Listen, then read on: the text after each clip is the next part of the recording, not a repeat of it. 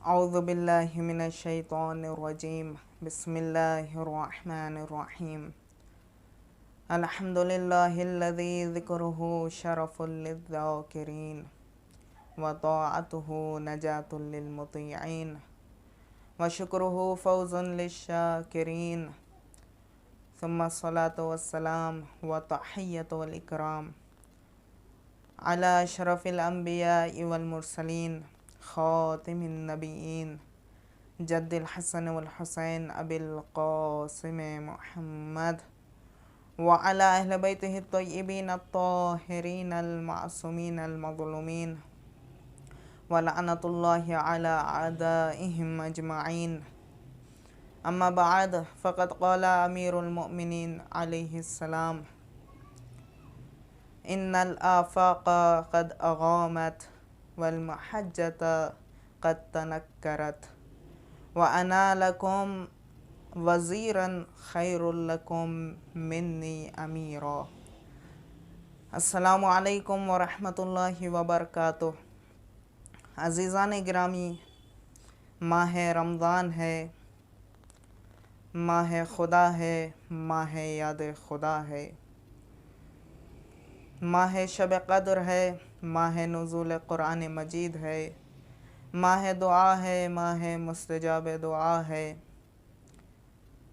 ماہ مناجات با امام زمانہ ہے۔ اس مہینے کی عظمت کے لیے یہی کافی ہے کہ قرآن مجید میں کسی بھی سورہ کا نام ذکر نہیں کیا گیا ہے سوائے ماہ رمضان کے، اور اس مہینے میں ایک ایسا واقعہ، ایک ایسا سانحہ وقوع پذیر ہوا جو ناقابل جبران ہے، یعنی شہادت مولائے کائنات امام متقیان امیر المؤمنین واقع ہوئی، جو عالم انسانیت کے لیے ایک بہت بڑا داغ ہے، جو عالم انسانیت کے لیے ایک غمگین واقعہ ہے۔ عزیزان گرامی، آپ تمام حضرات کی خدمت میں تعزیت و تسلیت پیش کرتے ہیں، اور ہمارا اس مختصر سی تقریر کا عنوان مولا علی کے اہم فیصلے ان کی خلافت میں، یعنی مولا علی کی خلافت میں ان کے اہم فیصلوں پر ہے کہ انہوں نے کون کون سے اہم فیصلے اپنے خلافت میں لیے ہیں۔ آئیں مولا علی کا ایک جملہ نہج البلاغہ سے۔ مولا علی فرما رہے ہیں،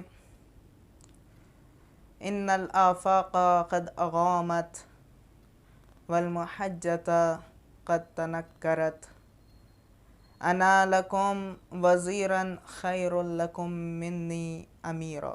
یعنی مولا علی کے پاس جب خلیفہ سوم کے وفات کے بعد، ان کے مقتول ہونے کے بعد، جب عوام در علی کے پاس آئی، در اہل بیت کے پاس آئی، اور عوام نے کہا یا علی، آپ سے بہتر خلافت کے لیے کوئی نہیں ہے، ہم آپ کی بیعت کرنا چاہتے ہیں، مولا علی نے مسکراتے ہوئے فرمایا ان الآفاق قد اغامت، یعنی افق ابر آلود ہو گئے ہیں، یعنی حالات خراب ہو گئے ہیں، والمحجة قد تنکرت، یعنی تمام راستے نامعلوم ہو گئے ہیں، تمام راستے انجانے ہو گئے ہیں، یعنی تمام راستے بند ہو گئے ہیں۔ پھر مولا نے فرمایا انا لکم وزیرا خیر لکم منی امیرا، یعنی میں تم لوگوں کے درمیان خلیفہ بننے سے بہتر ہے کہ وزیر ہی رہوں، جیسا میں 25 سال سے وزیر رہا۔ عزیزان گرامی، مولا کے اس جملے سے یہ بات واضح ہو رہی ہے کہ اس وقت حالات پرآشوب تھے۔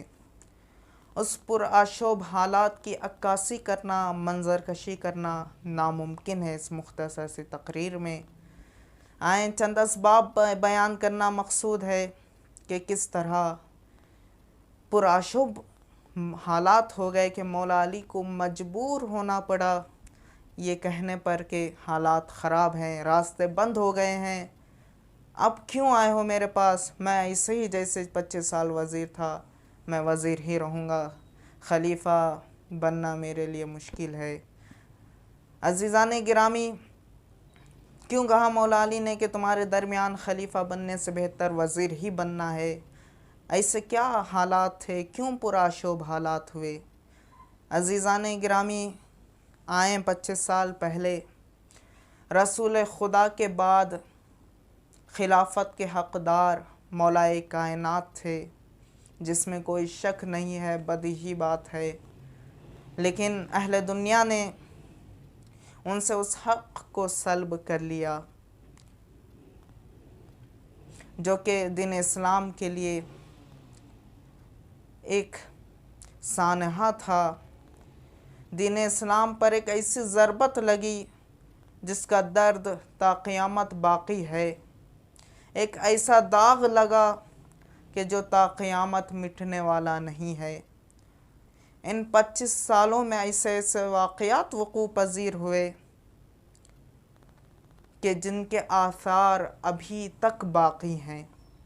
عزیزان گرامی، ان 25 سالوں میں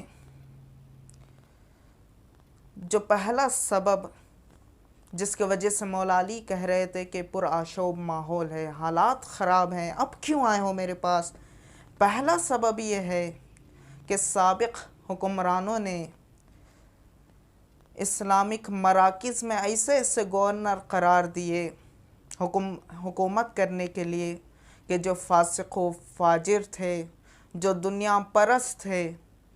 انہوں نے اہل بیت کے خلاف عوام میں پروپیگنڈا کیا، لوگوں کو اہل بیت سے دور رکھا۔ ایک پہلا سبب ہے جس کی وجہ سے مولا کہہ رہے ہیں کہ پرآشوب ماحول ہے۔ اب آئیں عزیزان گرامی، دوسرا سبب کیا ہے؟ دوسرا سبب یہ ہے کہ ان 25 سالوں میں جو بیت المال کی تقسیم ہوئی وہ امتیاز کے اوپر رہی، یعنی امتیاز کے قائل تھے جو بیت المال کی تقسیم کر رہے تھے۔ عزیزان گرامی، بیت المال کو امیر غریب دیکھ کر تقسیم کیا گیا، امیر کو زیادہ غریب کو کم، جو پہلے اسلام لائے ان کو زیادہ، جو بعد میں اسلام لائے ان کو کم، جو اپنے تھے ان کو زیادہ، جو غیر تھے ان کو کم، جو اپنے قبیلے کے تھے ان کو زیادہ، جو دوسرے قبیلے کے تھے ان کو کم۔ اس طرح سے لوگوں کے فکروں کو بدلا گیا، اس طرح سے لوگوں کے اندر ایک غلط وہم کو ڈالا گیا کہ ہاں انہیں زیادہ ملنا چاہیے، انہیں کم۔ لوگوں کے اندر حرص و طمع کو بڑھایا گیا، جن کو زیادہ بیت المال دیا جا رہا تھا۔ اور مولا علی کی خلافت اس طرح سے کی، مولا علی نے خلافت اس طرح سے کی کہ عدالت کو اپنی بنا قرار دیا، تو لہٰذا سب کو مساوات پر بیت المال تقسیم کیا گیا، مساوی تقسیم کیا گیا، تو جو پہلے زیادہ لیا کرتے تھے وہ مخالف ہو گئے۔ اس لیے مولا نے کہا کہ پرآشوب ماحول ہے۔ دیکھیں عزیزان گرامی، اس طرح اس 25 سال میں اسلام کو ایسی ضربت لگی ہے جس کا درد تا قیامت باقی رہنے والا ہے۔ اب آئیں عزیزان گرامی،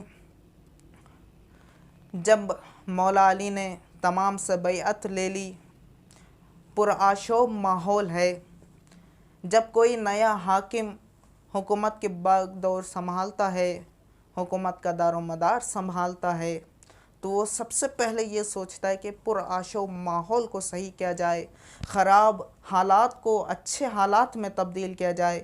بعد میں سوچا جائے گا کہ معاشرے کی ترقی کس طرح سے ہو، بعد میں اپنے مفادات کے بارے میں سوچا جائے گا، بعد میں لوگوں کی ترقی کے بارے میں سوچا جائے گا، بعد میں عوام کے بارے میں سوچا جائے گا۔ لیکن عزیزان گرامی، جب مولا علی خلیفہ بنے تو پرآشوب ماحول تھا، ہر جگہ تعصب ہی تعصب تھا، تو کوئی حرص و طمع میں تھے۔ عزیزان گرامی، جب مولا علی خلیفہ بنے تو ان کے اہم فیصلوں میں سے ایک فیصلہ، انہوں نے تمام وہ گورنر جو فاسق و فاجر تھے، جو ظالم تھے، جو عدو اسلام تھے، انہیں معزول کر دیا، جن میں سے دو بڑے نام، ایک معاویہ کا ہے تو دوسرا عمرو عاص کا ہے۔ یہ دونوں فاجر و فاسق تھے۔ جیسے معاویہ کو پیغام پہنچا کہ آپ معزول کیے گئے ہو، معاویہ یہ سوچ رہا تھا کہ اب خلافت بنی امیہ میں جائے گی، وہ خلافت کو بنی امیہ میں باقی رکھنا چاہ رہا تھا۔ وہ سوچ رہا تھا کہ خلافت صرف اور صرف بنی امیہ میں رہے اور حکومت بنی امیہ کے علاوہ کسی اور کے پاس نہ جائے۔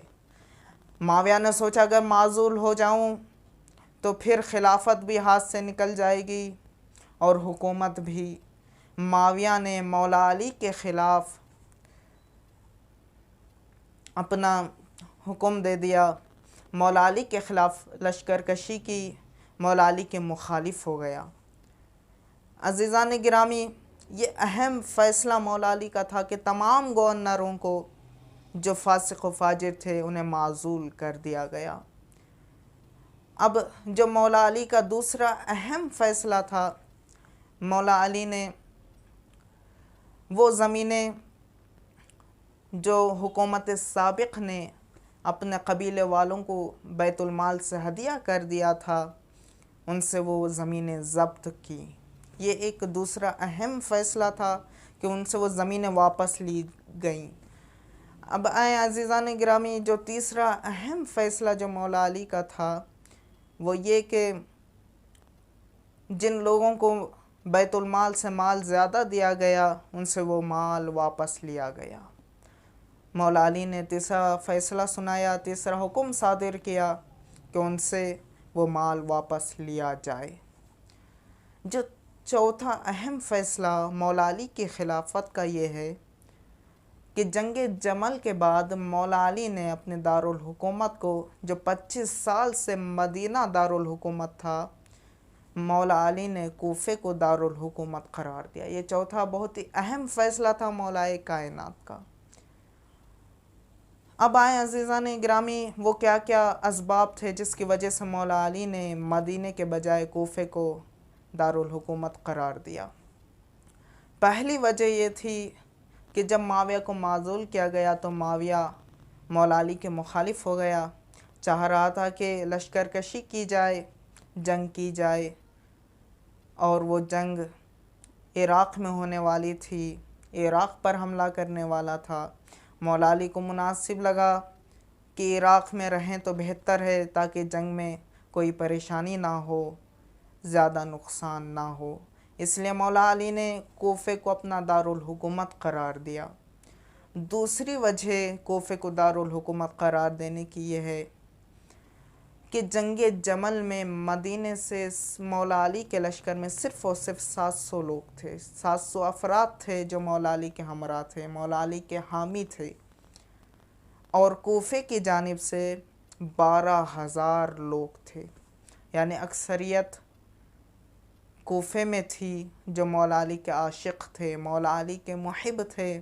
مولا علی بھی چاہ رہے تھے کہ جہاں اکثریت ہو وہاں دارالحکومت قرار دیا جائے، جہاں میرا لشکر زیادہ ہے وہاں پر میں اپنی دارالحکومت قرار دوں گا۔